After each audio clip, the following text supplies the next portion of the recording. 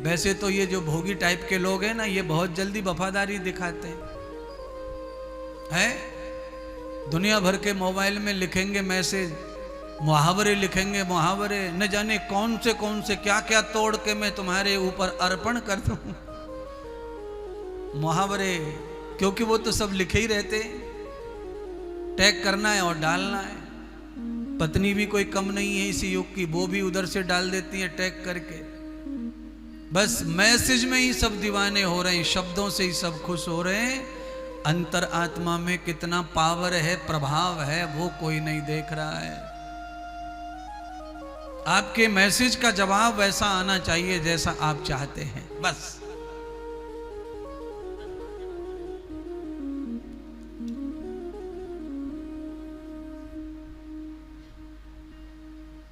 अपने अपने शौक हैं सबके, दिनचर्या है, अंदर ब्रेन में, दिमाग में कुछ बिठा रखा है, वह पूरा करने के लिए आदमी एड़ी चोटी का जोर लगाता है। इस बार पार्वती भगवान शिव की बातों में नहीं आ रही, अंदर से पक्की होके आई हैं। क्यों होके आई हैं? क्योंकि सती का जब अवतार लिया दक्ष प्रजापति के घर में, तब अहंकार का अवतार था सती का। दक्ष प्रजापति भी किसी महात्मा साधु को नहीं मानते थे। अब जब माता पिता ही महात्मा साधु को नहीं मानेंगे तो बच्चे कैसे मानेंगे? समस्या हो गई, क्योंकि नारद जी ने सती के भ्राताओं को सबको साधु बना दिया था। इसीलिए सती नाराज थी और दक्ष प्रजापति नाराज थे नारद जी से। तो उसका परिणाम भोगना पड़ा सती को कि अपने ही पिता के घर में अग्नि कुंड में। और पार्वती का जन्म लिया तो पिछला जन्म याद किया, तो नारद को सती ने पार्वती के रूप में बचपन से ही गुरु के रूप में देखा।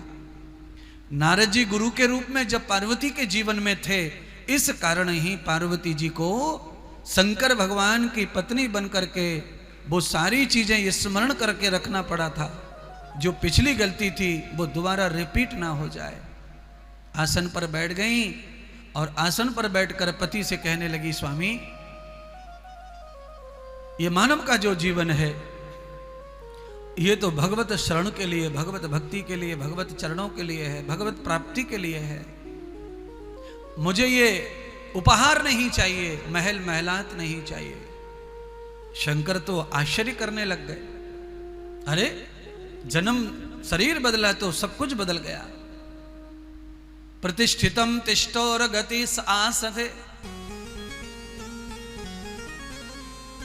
पार्वती माता ने महादेव के लिए उच्च आसन डाल दिया। शंकर भगवान ने पहले आसन डाला धरती माता के ऊपर, पार्वती विराजमान हो गई। अब पार्वती जी ने सब जान लिया और कहा कि उपहार नहीं चाहिए, ये महल नहीं चाहिए, ये सोने का श्रृंगार नहीं चाहिए। तो शंकर भगवान ने कहा क्या चाहिए?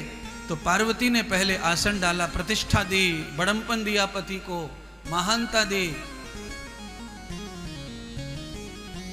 और सुनिए एक और बात, अगर पति असली मिल जाए, अगर पति असली मिल जाए, पति माने पति ही मिल जाए, तो हमारे यहाँ बहुत सारी ग्रंथों में ऐसी ऐसी बातें लिखी हैं कि क्या कहने। ऐसा कहा गया है किसी स्त्री को अगर पति वास्तव में धर्मात्मा, धर्मपति मिल जाए, तो उस स्त्री को, अपने पति को, अपने आंखों की बराबर, माथे की बराबर के आसन पर बिठाकर उसके चरणों का प्रणाम करने से सब तीर्थों का फल प्राप्त हो जाता है। पर पति असली मिल जाए तो ये है। अब समस्या यह है कि पति लाऊं कहां से असली, ये सौभाग्य लाऊं कहां से पतियों का। पर फिर भी बिचारी कर रही है, मान रही है, खूब सम्मान दे रही है। कोई हवन हो घर में, सत्यनारायण की कथा हो, तो पंडित जी के पैर छूबे, अपने पति के भी पैर छूबे, कर तो रही है महिलाएं। पर महिला पैर छूती है, नमस्कार करती है, फिर भी पति को शर्म और लिहाज नहीं आती है। वैसा का वैसा ही बना रहता है, वही दारू, वही गुटखा, वही जुआ, वही सट्टा, वही बकवास। और ये भूल जाता है कि पत्नी पैर छू रही है, अपनी बराबर की है, उम्र बराबर है, पर पैर छू रही है, तो पैर छुपाने की लिहाज शर्म जो है वो तो रखनी चाहिए।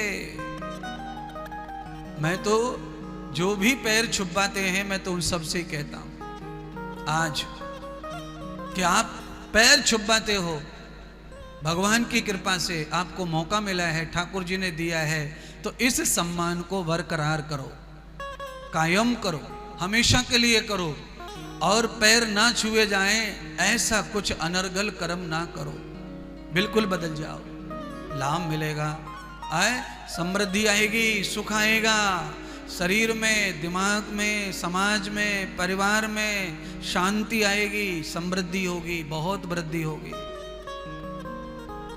आप जितने भी उलूफात हैं और आपको समय समय पर सम्मान भी मिल रहा है और आप नहीं सुधर रहे हैं, तो आप भूल जाइए कि आपको हमेशा ये सब मिलेगा,